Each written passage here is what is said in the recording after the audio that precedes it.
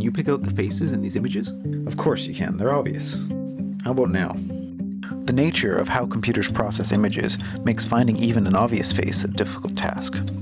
So, back in 2001, Paul Viola and Michael Jones created the Viola-Jones algorithm for detecting faces in images. The process starts with a series of shapes called Haar elements. Each element is made up of a series of rectangles. The sum of the pixel intensity values in the black area are subtracted from the sum of the pixel intensity values in the white area.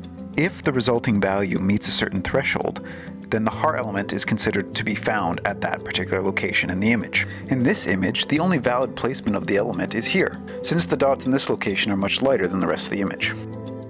There are 3 different types of Haar elements: 2 rectangle, 3 rectangle, and 4 rectangle. Each element is able to track different attributes of the face. All in all, there are hundreds of different facial features these Haar elements can detect. But how can an algorithm that was developed back in 2001 use this to detect a face rapidly? As part of their research, Viola and Jones determined the single feature that had the highest positive rate. This way, any faces would be identified, along with a lot of other things.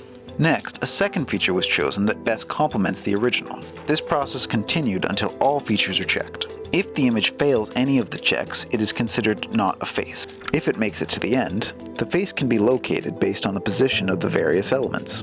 The second way the processing is reduced is through the use of the integral image. This is calculated by creating a temporary matrix where each element is a sum of the intensity values at the given point and at all points above and to the left.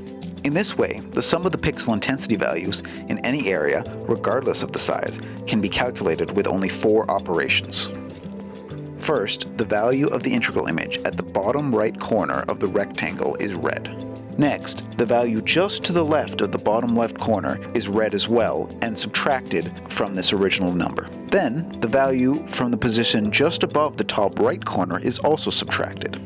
Finally, since this area here has been subtracted twice, it is added back in. In this way, we can calculate the value of a rectangle of any size, even hundreds of pixels across, very quickly.